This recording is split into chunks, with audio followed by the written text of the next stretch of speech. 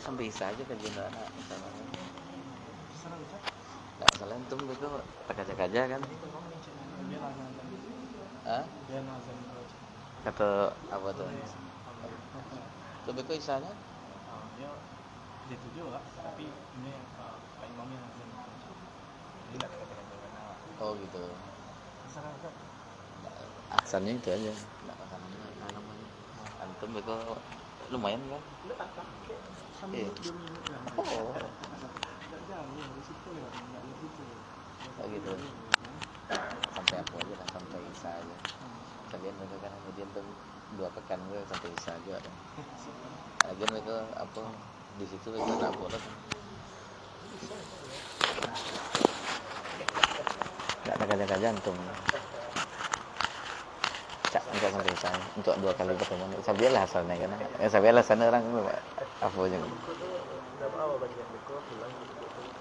Nggak ada bagian iya. Pik lai deh ide.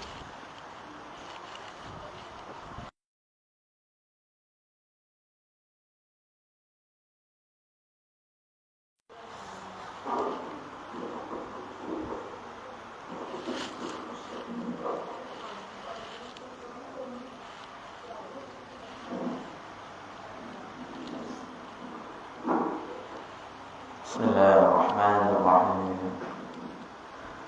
Assalamualaikum warahmatullahi wabarakatuh. Alhamdulillah ala ihsanih wa syukru ala taufiqi wa imtinani. Asyhadu an la ilaha illallah ta'zima li sya'nih. وأشهد أن محمدا عبده ورسوله الداعي إلى رضوانه والصلاة والسلام على أشرف الأنبياء والمرسلين وعلى آله وأصحابه وإخوانه أما بعد.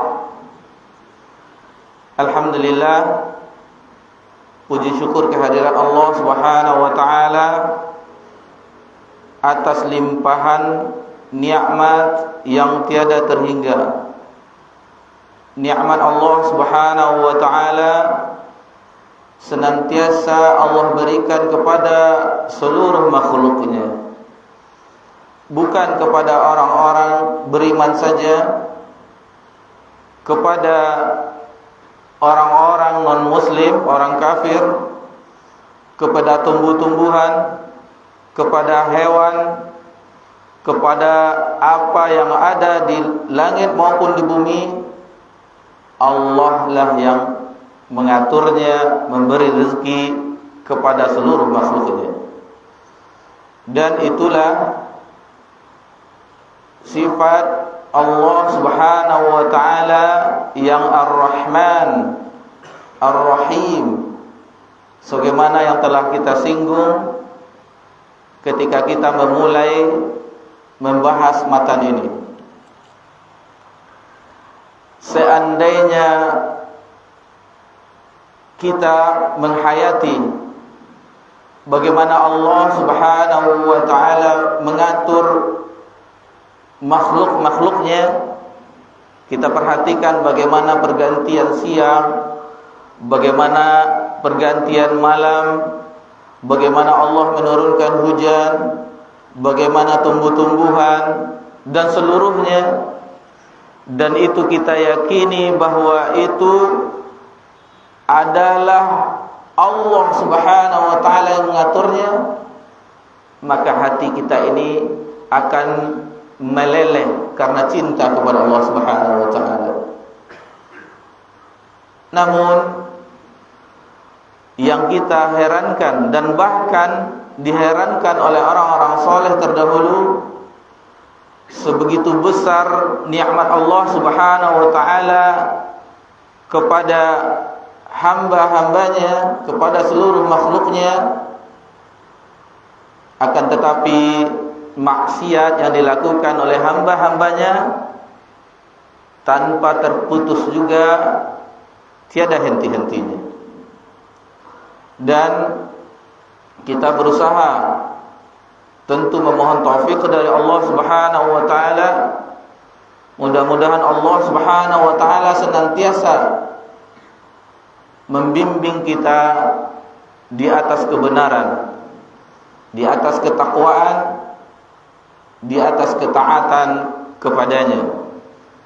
Apabila kita tergelincir dengan dosa dan maksiat, kita cepat kembali dan kita beristighfar, mohon ampun kepada Allah Subhanahu wa taala.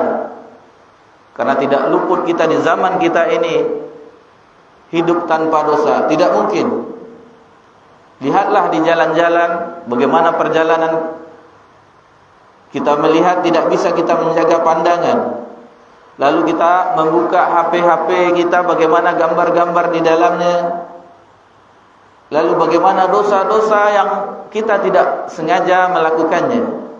Apalagi itu memang sudah kebiasaan. Waliyahzubillah, karena kebiasaan dosa, maka itu akan menjadikan susahnya dia untuk meninggalkannya. Kemudian salawat beriringkan salam kepada Nabi besar Nabi Muhammad sallallahu alaihi wasallam. Dan kita diwajibkan untuk mengikuti Nabi sallallahu alaihi wasallam, karena beliau sallallahu alaihi wasallam diutus oleh Allah Subhanahu wa taala kepada umat akhir zaman, dan tidak akan selamat seseorang baik di dunia apalagi di akhirat kelak apabila tidak mengikuti apa yang telah diajarkan oleh Nabi sallallahu alaihi wasallam. Baik. Biasanya di Senin yang lalu ba'da azan Isya kita melanjutkan kajian. Namun untuk Senin sekarang dan Senin yang akan datang insyaallah mungkin kita sampai azan Isya. Karena imam kita, pengurus kita Abu Zaid, dia ingin mengganti hari liburnya. Biasanya mengambil hari Senin, sekarang masuk supaya bisa mengikuti kajian dengan Ustaz Abdul Hakim hafizallahu taala di awal bulan November insyaallah. Dan alhamdulillah ada beberapa kitab yang telah dihandle oleh Abu Zaid. Mungkin nanti sudah ada daftar-daftar namanya, mungkin bisa nanti dibagikan oleh Abu Zaid. Baik.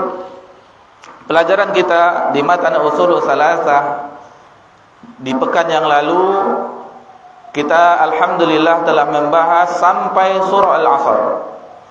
Sampai surah Al-Asr. Untuk itu di malam yang berbahagia ini kita lanjutkan pelajaran kita di paragraf berikutnya, yaitu ungkapan Imam Asy-Syafi'i, komentar dari Imam Asy-Syafi'i terhadap surah Al-Asr. Sebelum kita membahasnya, maka kita minta saudara kita Akhuna Fikri untuk membacakan matanya.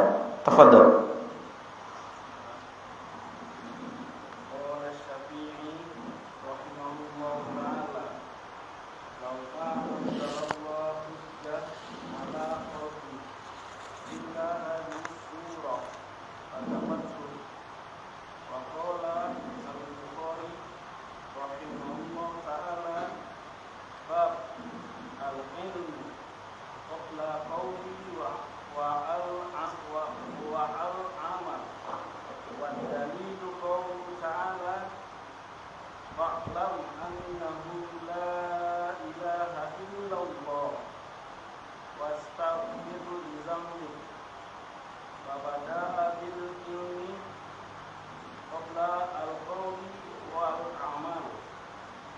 Ya, cukup.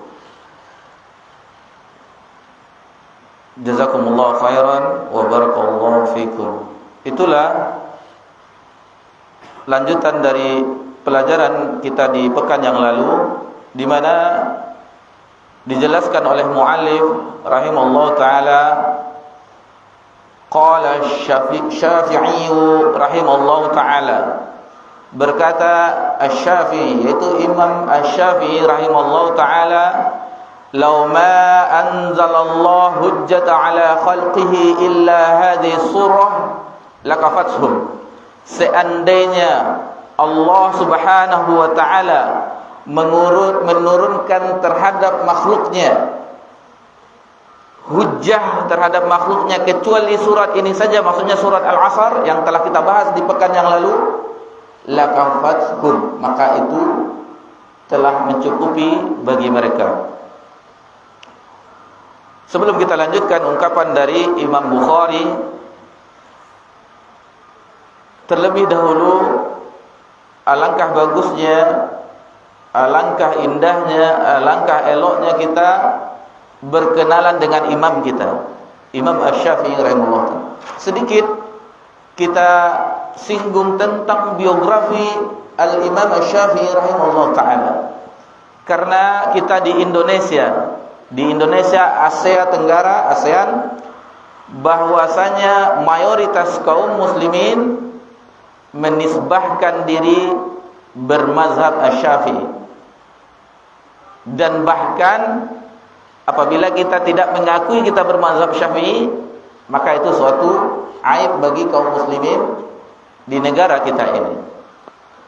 Lalu bagaimana sosok yang mulia ini sehingga pendapatnya dipakai di kawasan Asia Tenggara ini? Sedikit kita secara ringkas tentunya, karena di bawahnya juga tidak kalah, kita juga insyaallah akan berkenalan juga dengan Al-Imam Bukhari Sahibus Sahih, yaitu pemilik kitab Sahih Al-Bukhari. Taib, Al-Imam Asy-Syafi'i rahimahullahu ta'ala bernama Muhammad bin Idris. Jadi nama Imam Asy-Syafi'i Muhammad bin Idris. Jadi kita harus tahu nama-nama ulama itu. Seperti Imam Abu Hanifah, ada yang ingat namanya Imam Abu Hanifah? Atau memang kita di antara kelemahan kita, yaitu amat kurangnya kita membaca biografi ulama-ulama terdahulu.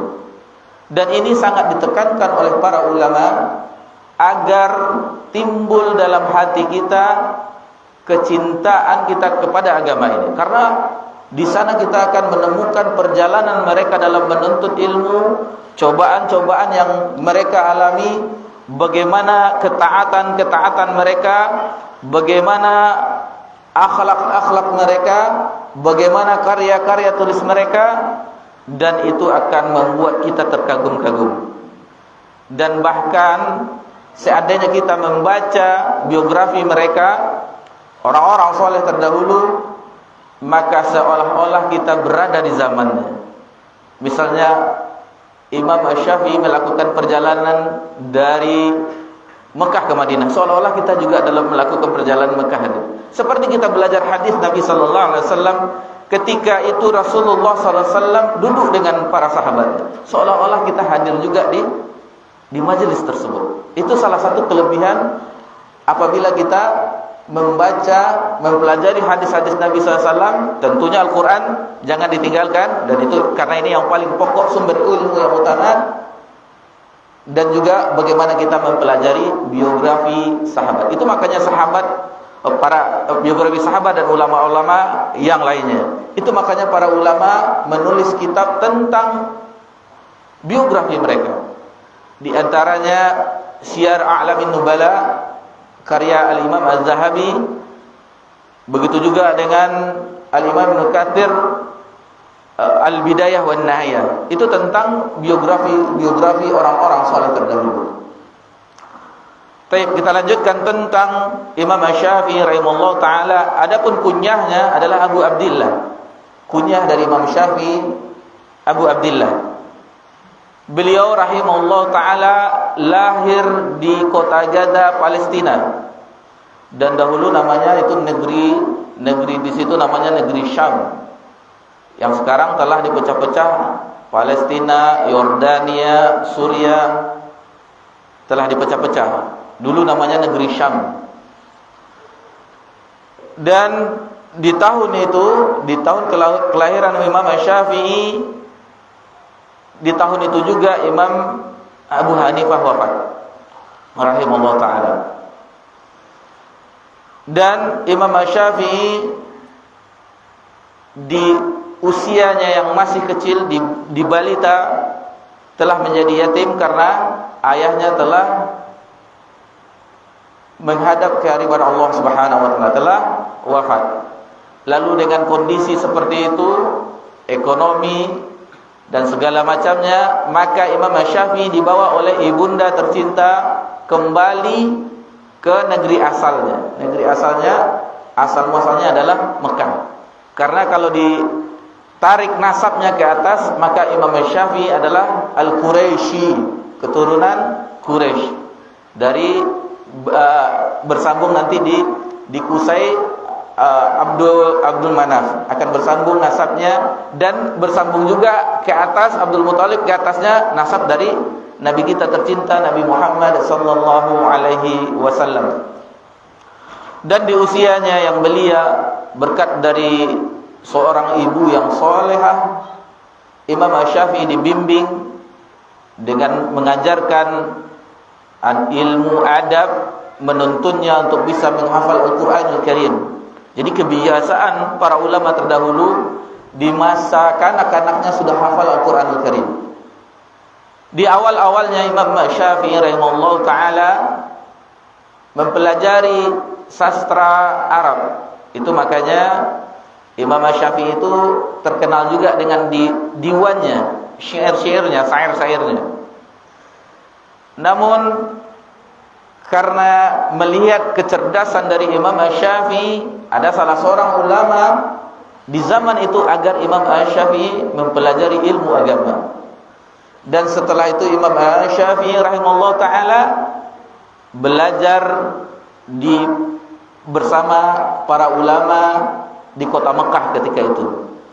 Untuk ilmu hadis, Imam Syafi'i rahimahullah ta'ala belajar dengan Al-Imam Sufyan bin Uyainah rahimahullah ta'ala, ulama hadis ketika itu di kota Mekah.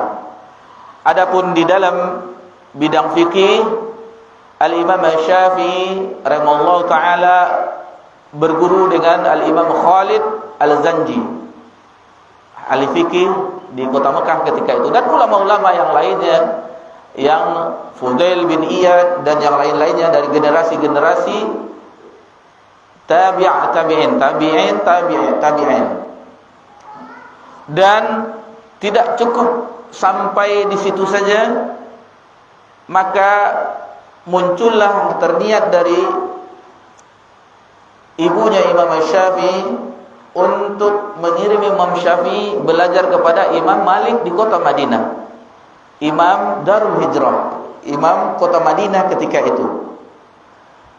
Maka dengan keadaan seadanya, maklumlah kondisi tanpa suami, janda, bagaimana keadaan ekonomi tersebut, maka dengan apa yang ada dan dimudahkan, tentunya dimudahkan oleh Allah Subhanahu wa taala, maka Imam Syafi'i belajar ke kota Nabi bersama Imam Malik rahimahullah ta'ala. Dan Imam Malik melihat bagaimana kecerdasan dari Imam Syafi'i. Karena umur 13 tahun, Imam Syafi'i rahimahullah ta'ala telah menghafal, tidak berapa lama telah hafal kitabnya Imam Malik, Muwatta.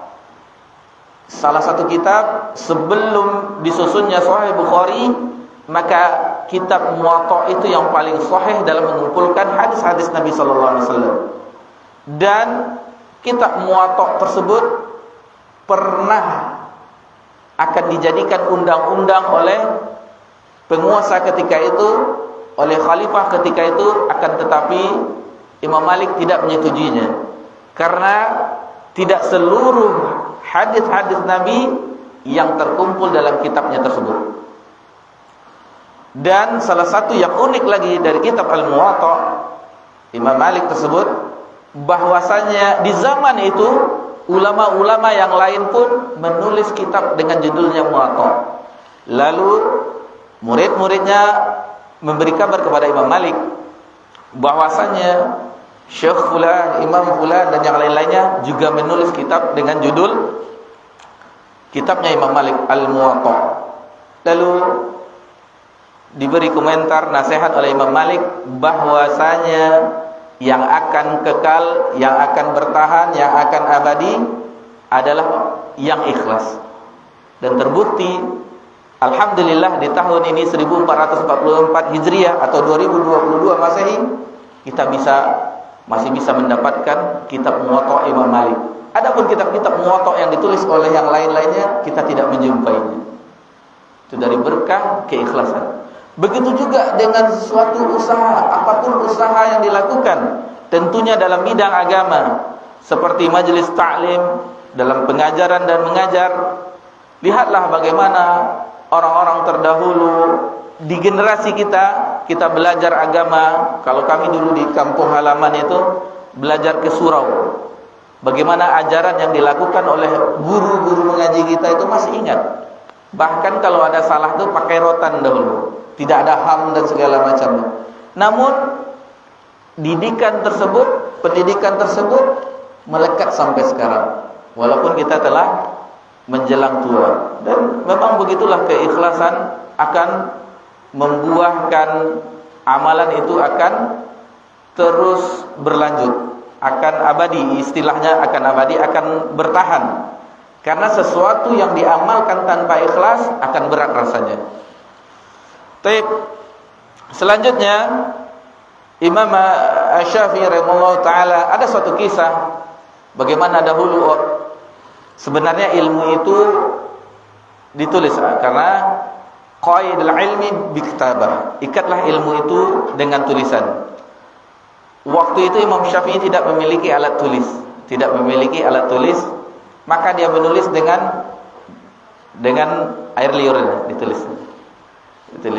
Lalu Imam Malik ini suatu di majelisnya itu dia agak ketat, agak disiplin. Bahkan di majelis-majelis terdahulu itu seandainya ada yang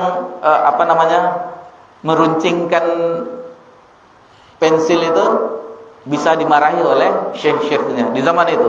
Karena betul-betul hadir di majelis ilmu itu betul-betul menunjukkan adab-adab yang mulia, betul-betul menimba ilmu agama. Itu makanya ilmu itu turun-temurun tetap langgeng dia, karena keseriusan, keikhlasan baik yang mengajar dan belajar. Lalu ketika itu Imam Malik tidak menyetujuinya, maka Imam Malik menegur setelah kajian. Imam Malik menegur Imam Asy-Syafi'i, seolah-olah itu bermain-main, nulis dengan dicatatnya dengan air liur, karena tidak punya alat tulis. Lalu disebutkanlah apa yang telah dipelajari tadi. Semua yang dijelaskan tadi hafal semuanya oleh Imam Asy-Syafi'i. Dan alhamdulillah kalau mengaji di zaman kita ini semuanya Imam Syafi'i, hafal semuanya. Semuanya Imam Syafi'i, tidak ada yang dengan mendengar hafal langsung. Dan dari biografinya, seandainya Imam Syafi'i membaca satu halaman, maka halaman yang lainnya ditutupnya, karena kalau dia melirik ke halaman yang lainnya langsung hafal. Kalau membaca kita, kadang kita terkagum-kagum, membuat kita masya Allah ulama-ulama terdahulu di dalam menuntut ilmu agama. Lalu perjalanan tidak sampai di situ. Imam Syafi'i melanjutkan perjalanannya ke Kufah, ke Basrah, ke Baghdad, dan di Baghdad berjumpa dengan Imam Ahmad bin Hanbal, mazhab Hanbali yang kita kenal. Lalu melanjutkan perjalanan menuntut ilmunya ke Persia, ke Turki, dan terakhir di Mesir. Dan di Mesir itulah Imam Asy-Syafi'i rahimahullah taala wafat di sekitar usia 52 tahun, di 52 tahun tahun 2004 Hijriah. Dan begitulah keseriusan, kesungguh-sungguhan Imam Asy-Syafi'i rahimahullah taala. Dan kita mungkin pernah mendengarnya di Hidayah tentang suara Imam Ustaz Maududi hafizallahu taala membacakan diwan Imam Syafi'i. Singa betina kalau tidak keluar dari hutan maka dia tidak akan mendapat makanan. Begitu juga dengan anak panah, kalau tidak ditarik maka dia tidak akan menancap sasaran. Itu salah satu syair-syair Imam Syafi'i, diwan Imam Syafi'i yang dibacakan oleh ustaz kita tersebut. Dan memang begitulah semangatnya, dan memang apa yang diucapkannya baik dalam syair-syairnya atau tulisan-tulisannya memang diamalkannya, memang sungguh-sungguh. Dan istilah terkadang itulah pendapat, namanya pendapat ada di Imam Syafi'i itu qaulul qadim dan qaulul jadid. Dahulu dia berpendapat ini, setelah di Mesir dirubahnya pendapatnya. Qaul qadim yaitu pendapat lama, dan qaul jadid pendapat yang baru. Dan kitabnya yang paling terkenal yang sampai sekarang ini dipelajari sebagian orang-orang ingin memperdalam fikih Asy-Syafi'i rahimahullah taala, yaitu kitab Al-Um. Kitab Al-Um dan kitab Ar-Risalah. Kitab Ar-Risalah dan kitab Ar-Risalah ini adalah kitab yang pertama kali yang disusun secara sistematik tentang ilmu usul fiqh. Jadi ilmu usul fiqh yang pertama kali itu disusun oleh Imam Asy-Syafi'i rahimahullah taala.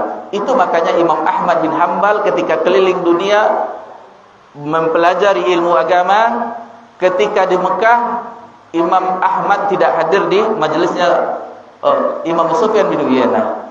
Imam Ahmad hadir di majelisnya Imam Asy-Syafi'i. Karena apa? Seandainya saya hadir, kata Imam Ahmad, di majelisnya Sufyan bin Uyainah, maka saya tidak mendapat sanad yang tinggi.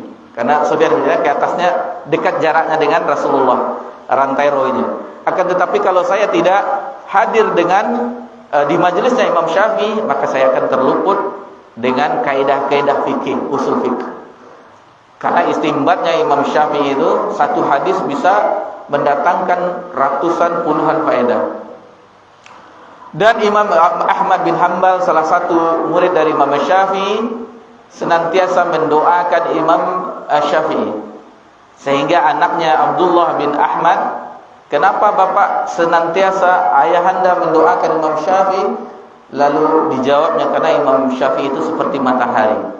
Sebelumnya Imam Ahmad tidak bisa mengambil hukum fikih dari hadis-hadis Nabi sallallahu alaihi wasallam. Setelah mendapat kaidah-kaidahnya, maka setelah itu Imam Ahmad pun bisa mengambil hukum-hukum dari sabda-sabda Nabi sallallahu alaihi wasallam. Itulah Imam Syafi'i, dan salah satu komentarnya di dalam matan yang sedang kita bahas ini, bahwasanya law ma anzalallahu hujjata ala khalqi illa hadhihi surah lakafathu. Bagaimana Imam Syafi'i rahimahullah taala memahami ayat ini. Perhatikan ayat ini yang pekan yang lalu telah kita bahas. Apabila seseorang itu dia beriman, ilal ladzina amanu wa amilus shalihat wa tawassaw bil haqq wa tawassaw bis sabr, maka dia tidak termasuk dari orang-orang yang merugi. Kebesaran apalagi, kemuliaan apalagi yang diraih oleh seseorang hamba, tentunya dengan mengamalkan setelah dia beriman. Tentunya tidak akan beriman seseorang tanpa dia belajar agama, tanpa mempelajari ilmu. Setelah itu ilmu yang didapat diamalkan, lalu disebarkan, didakwahkan kepada umat. Baik. Wa qala al-Bukhari rahimahullahu taala, dan berkata Imam Bukhari rahimahullahu taala, bab al-ilmu qabla al-qaul wal amal. Bab berilmu sebelum berucap dan beramal. Dan ini dituliskannya oleh Imam Bukhari di dalam sahihnya. Di dalam Kitabul Ilm, Imam Bukhari menulis bab al-ilmu qabla al-qaul wal amal.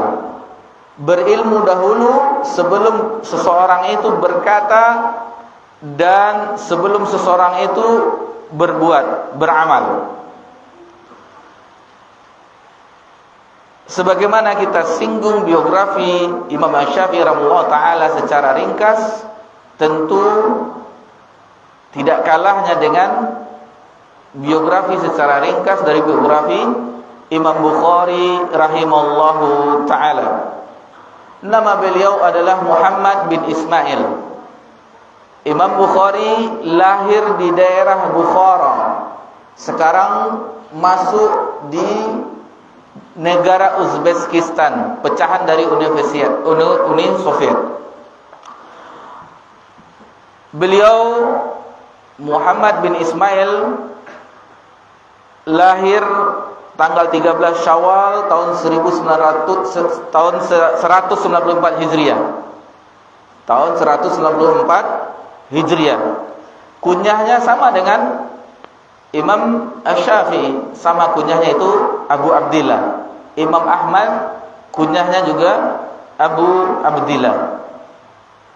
Dan ayahnya yang bernama Ismail adalah seorang pebisnis, seorang saudagar yang kaya. Namun harta yang didapatkannya tidak ada satu dirham pun, atau bahasa kita 1 rupiah pun yang didapatnya dari cara yang haram atau yang syubhat. Masya Allah, bagaimana waraknya ayahnya Imam Bukhari di dalam mencari nafkah. Dan alangkah susahnya kita lakukan di zaman ini. Karena kalau kita perhatikan bagaimana seseorang mendapatkan harta, maka apabila kita memiliki sedikit ilmu untuk menetralisasinya, maka kita pun kaget. Karena di zaman ini orang dalam mendapatkan harta tidak memperdulikan apakah itu halal, apakah itu haram. Yang penting jumlahnya banyak, tanpa memperhatikan harta tersebut. Sementara masalah harta ini sesuatu yang akan disuap oleh keluarga, istri dan anak-anak, itu tentu akan berpengaruh terhadap keluarga. Taib. Ibunya adalah seorang yang solehah. Ini bagaimana dahulu kita pernah dapat hadiah dari buku dari salah satu yang hadir di walimahan kita dahulu, ibundanya para ulama. Ini bagaimana sosok ibu al-ummu madrasatul ula.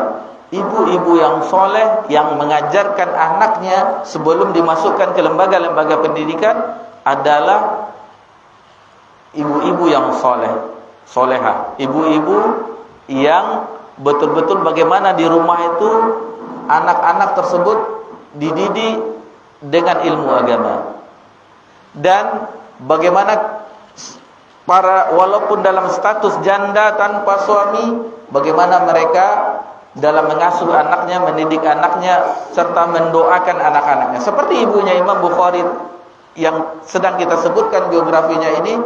Ibu Imam Bukhari tersebut dalam keadaan janda, lalu bagaimana dia mendoakan anaknya supaya menjadi anak yang baik, anak yang saleh. Dan Imam Bukhari di usia kecilnya pernah mendapatkan kurangnya penglihatannya sampai akhirnya buta. Lalu ibunya senantiasa mendoakannya di tahajud, salat tahajud tentunya, salat qiyamul lail. Maka di suatu malam ibunya Imam Bukhari rahimahullah taala bermimpi berjumpa dengan Nabi Ibrahim alaihissalam. Lalu Nabi Ibrahim alaihissalam berucap kepada ibunya Imam Bukhari bahwasanya Allah Subhanahu wa taala telah mengembalikan penglihatan Imam Bukhari.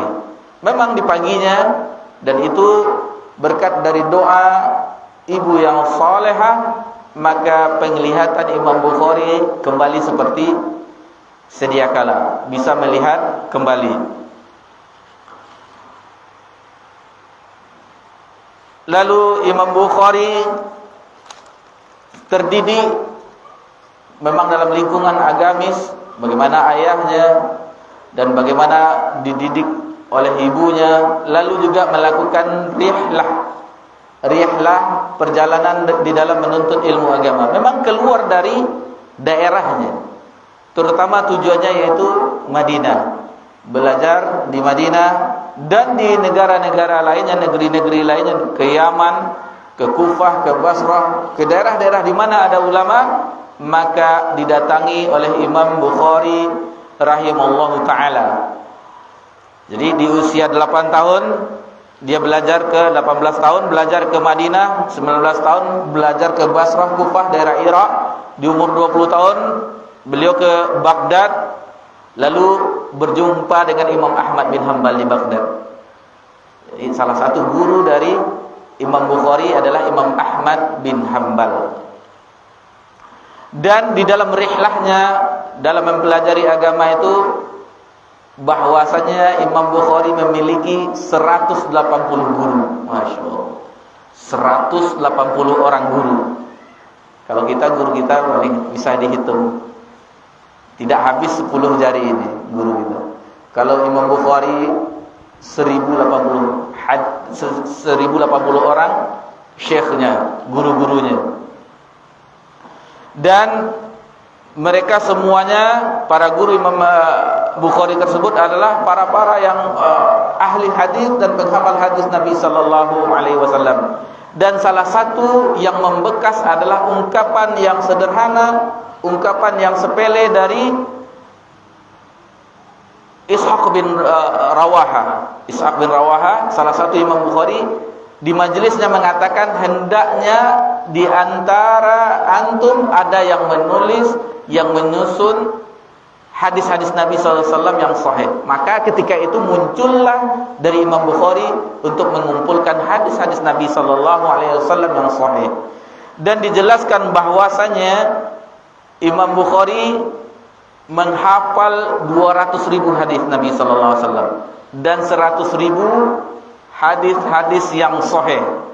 Namun karena Imam Syafi'i di dalam menulis kitab sahihnya, Jami'us Sahih yang kita kenal dengan Sahih Bukhari, memiliki persyaratan yang ketat. Persyaratan yang ketat dari ilmu hadis, maka tidak sembarang hadis dimasukkan di dalam kitab sahihnya. Itu makanya Sahih Bukhari adalah kitab sahih yang paling sahih setelah Kitabullah. Setelah Al-Quranul Karim, kitab yang paling sahih di permukaan bumi adalah Sahih Bukhari.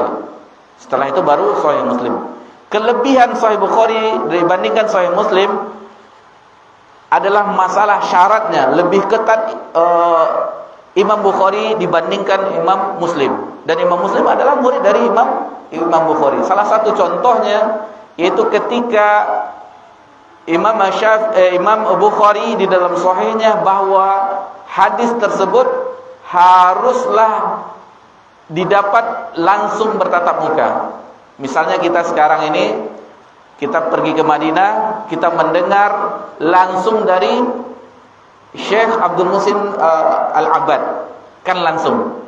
Itu harus berjumpa langsung. Sementara Imam Muslim, walaupun tidak berjumpa, kabar saja itu bisa diterima oleh Imam Muslim. Itu salah satu kenapa Sahih Bukhari itu lebih sahih daripada Imam Muslim. Namun khilaf ulama, ada yang mengatakan Sahih Muslim lebih sahih daripada Bukhari, tetapi pendapat yang paling banyak adalah yang paling sahih itu adalah Sahih Bukhari. Lalu bagaimana tentang murid-muridnya? Tadi gurunya 1000 lebih, lalu muridnya pun tidak kalah banyak. 20.000 lebih terkadang hadir di majelis Imam Bukhari. 20.000 majelis apa, satu stadion mungkin.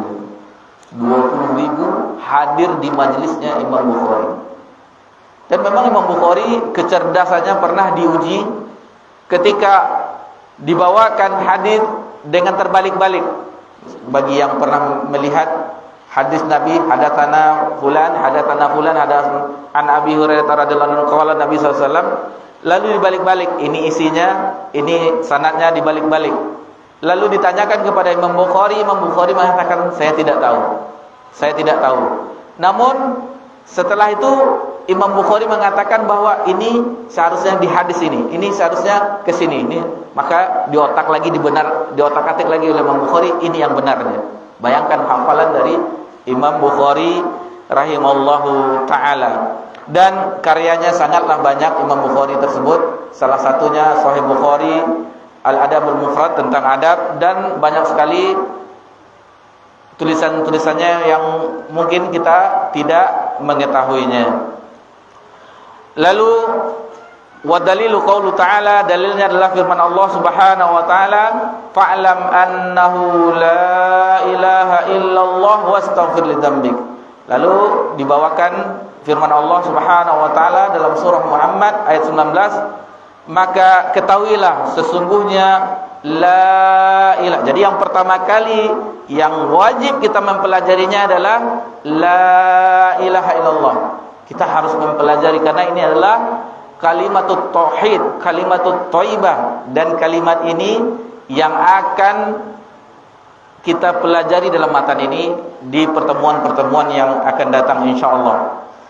Dan fabada bil ilmi qabla al qaul wal amal, maka wajib bagi kita semuanya, sebelum kita berkata, sebelum kita berucap, sebelum kita beramal, agar kita mengilmui terlebih dulu, agar kita mempelajarinya. Jadi jangan sembarang terhadap agama ini, karena sesuatu apapun yang kita ucapkan, apapun yang kita amalkan, tidak luput dari catatan-catatan amalan kita yang nanti di akhirat kelak akan kita diminta pertanggungjawabannya. Taib, karena telah terdengar adzan Isya, kita cukupkan pelajaran kita sampai batas fabada bil ilmi qabla qaul wal amal. Maka wajib bagi kita semuanya berilmu terlebih dahulu, belajar terlebih dahulu sebelum berucap, sebelum berkata dan beramal. InsyaAllah akan kita lanjutkan ke paragraf berikutnya di pertemuan yang akan datang. Mudah-mudahan Allah memberikan kemudahan dan terhadap apa yang telah kita pelajari bermanfaat bagi kita. Bagaimana sosok yang mulia Imam Asy-Syafi'i rahimahullah ta'ala, Imam Bukhari rahimahullah ta'ala, kita telah mengenalnya secara ringkas. Mudah-mudahan semangat juangnya di dalam agama ini bisa kita contoh, bisa kita tiru, sehingga kita pun bisa membuahkan, bisa menyebarkan agama Allah Subhanahu wa taala. Subhanakallahumma bihamdika asyhadu an la ilaha illa anta astaghfiruka wa atubu ilaik. Wassalamu ala nabi Muhammad sallallahu alaihi wasallam wa ala alihi washabbihi ajmain. Walhamdulillahi rabbil alamin. Wassalamu alaikum warahmatullahi